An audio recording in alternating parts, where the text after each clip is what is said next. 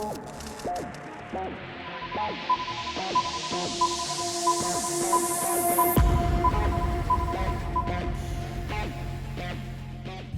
salut mon amateur de boîte et bienvenue au canal de l'Anarchie, le canal où on parle de boîte. Cette semaine, on parle de boîte qui est transformée en pierre, de la pierre humaine, nos ancêtres transformés en cailloux. Des preuves à l'appui, bien sûr, comme tout ce que j'avance. Un colosse de notre passé, 13 à 15 pieds de bout, transformé en pierre, évidemment. Là, tu vois toutes les cochonneries qu'il y a sur lui. Ça, c'est un sculpteur récent qui s'est essayé de s'approprier la dite culture, ou ben peut-être l'entité au pouvoir qui a essayé de la camoufler un peu parce qu'elle avait une apparence trop humaine, évidemment, parce que c'était un humain dans le passé. Roger, le professeur d'université qui donne les cours à propos de mode fossile d'université, bien sûr, a fait tirer des extraits d'ADN de plusieurs de ces monuments à notre histoire cachés. Et ben oui, on peut retirer de l'ADN de la pierre. Comme je te dis, le sang coule encore. Et même, sont carrément pareils comme nous autres. Ce sont des humains. Ils partagent la même ADN que nous autres. Ce sont donc nos ancêtres, des relatifs proches. Regarde l'expression dans le visage de cet homme-là. Figé dans le temps, comme instantanément figé. Regarde les yeux. Euh, Regarde comme ceux de la bouche. Tu vois que le sang s'est écoulé par là encore. Euh, c'est clair que c'est pas de la spéléologie. C'est clair que c'est plus de la biologie qu'autre chose. Si c'est une sculpture, le sculpteur est rentré dans les détails, puis c'est un sale temps. C'est un solide temps, man. Si c'est une sculpture, si c'est vraiment une sculpture avec l'ADN humain, le gars, il a fait une job extraordinaire. Michel-Ange, là, il peut pas aller se faire voir. On parle de détails, là. On parle de détails, hein. Statue qui est à moitié enterrée dans la boîte.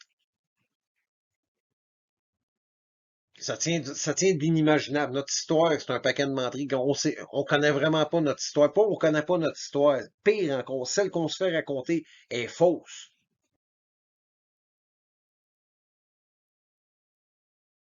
La pyramide de Kim. Pourquoi est-ce que je te montre la pyramide de Kim? Parce que tu vas comprendre que anciennement, la biologie fonctionnait pas comme aujourd'hui. On se fait mentir sur tous les côtés, là. Quand je dis sur tous les côtés, histoire, religion, là, tout, on se fait manipuler, là. Tu sais, quand on dit il y en a qui disent qu'on vit dans une réalité virtuelle. C'est pas virtuel, c'est une réalité fictive. Notre histoire, notre passé nous est complètement caché. Ce qui nous entoure nous est juste enlevé de la vue. C'est là, mais on le sait pas. Comme ça. Si tu n'aurais jamais vu le premier, puis que je te l'aurais pas dit, tu aurais vu le deuxième, tu aurais dit wow, belle construction récente. Mais non, c'est pas une construction récente, c'est une construction de l'ancien monde que Kim Jong s'est approprié tout simplement. Construction pas de bécosse. Non, je te donnerai pas un cours. Je te fais juste une explication vite faite de pourquoi que la matière vivante peut être transférée en pierre. Pas compliqué. Nous autres, on est composé des métaux de transition. Pour quelle raison? Parce que nous autres, on est composé de molécules qui sont instables.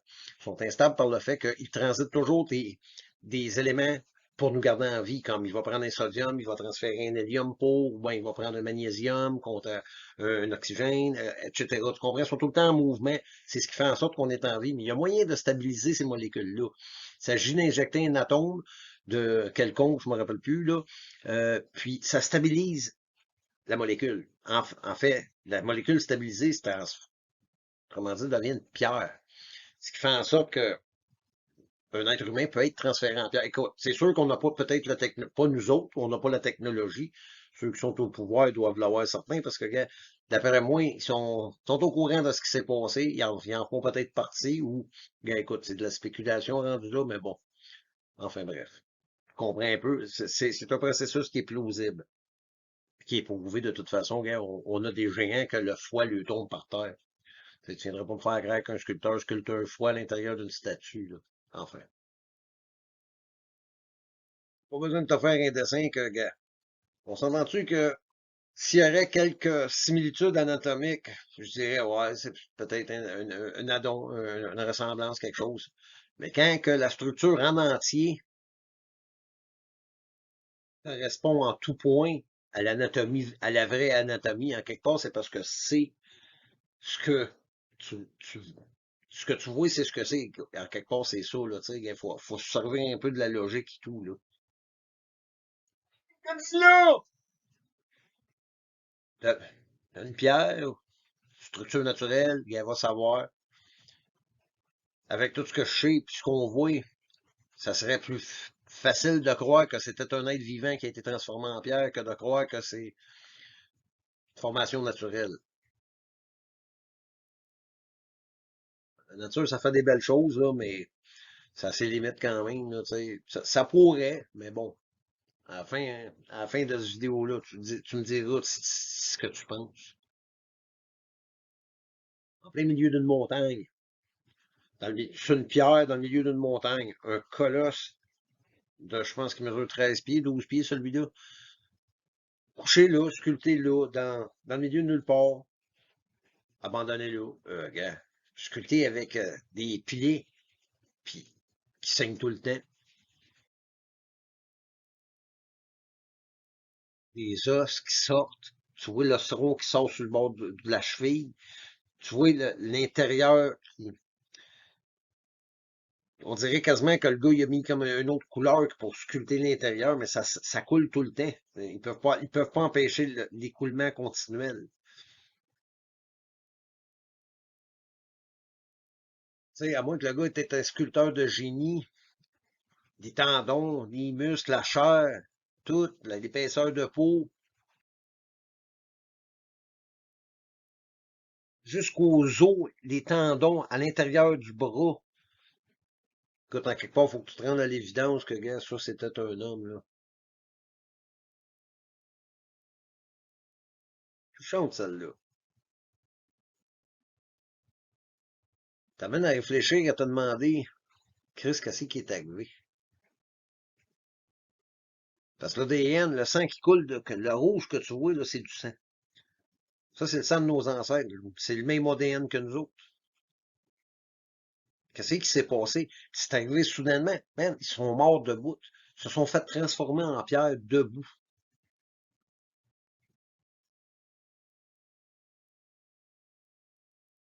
Je m'explique déjà difficilement comment que de la matière vivante peut se transformer en pierre, quand bien même que ça m'a été expliqué par un professeur d'université qui, soit, faut que je le mentionne, contredit par tous ses collègues, mais qui fait quand même plus sens que tous ses collègues selon ce qu'il m'a montré, ce que j'ai appris de ce monsieur-là.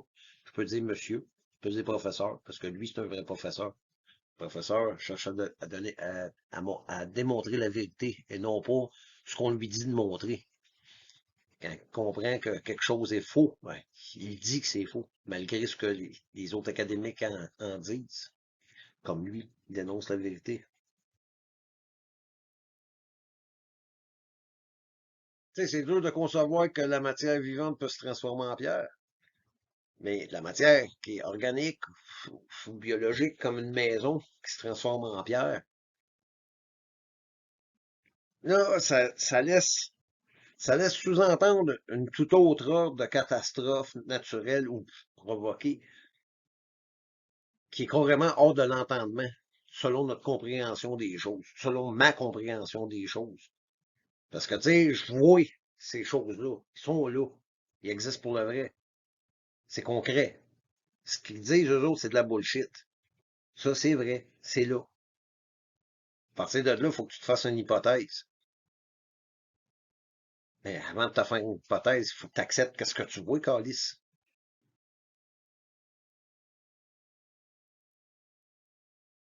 Qu'est-ce que tu vois? Moi, je vois un titan qui prend un selfie. On dirait que le bruit est en train de faire ici, on dirait qu'il tient le Kodak. C'est le bout du Kodak là, donc on va l'oublier, là, mais bon, moi, ce que je vois, là, gars, moi, je vois un colosse, je vois un titan de pierre. C'est ce que je vois. Je vois un personnage de science-fiction dans notre passé. J'ai tout le temps pensé que notre science-fiction d'aujourd'hui, c'était notre réalité de demain. En fait, je me trompais. Parce que notre science-fiction d'aujourd'hui, c'était notre réalité d'hier.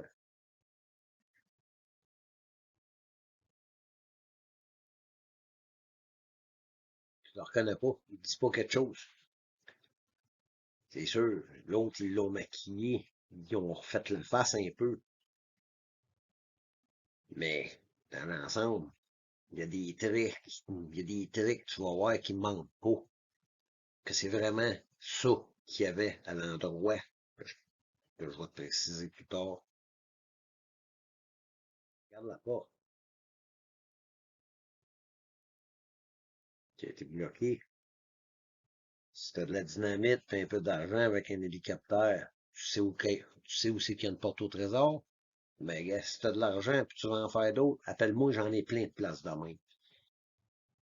Ça, c'est similaire à un autre colosse que tu es habitué de voir. Il y en a un trou de même sur le bord de la tête, mais l'autre bord est plus bas. Oui, c'est elle. Je t'ai donné les pyramides d'Égypte dans les forteresses. Là, je te donne le sphinx. Regarde c'était quoi le sphinx. Là, regarde l'oreille comme faut. Là, je t'invite à le réécouter et à la refaire jouer. Tu vas voir que c'est ça qu'il y avait là. Alors, regarde la craque sur le bord regarde sur le bord de l'œil. Regarde, ils ont enlevé sa barbe. Tu vois, en disant, il coupait bien loin. Regarde, c'est ça qu'il y avait là. Regarde sa bouche. Regarde ici, le bord de l'œil, ici. Regarde, c'est la même. L'oreille est identique, elle est encore là, tu vois encore la trace dessus. C'est ça qu'il y avait là. C'est ça, le sphinx. C'est ça qu'il voulait pas que tu vois. Là, tu comprends pourquoi il est tout camouflé, qu'il est tout rhabillé. Il est pas rhabillé, c'est pas des tentatives de rénovation. Ils veulent pas que tu vois les os qu'il y a dedans.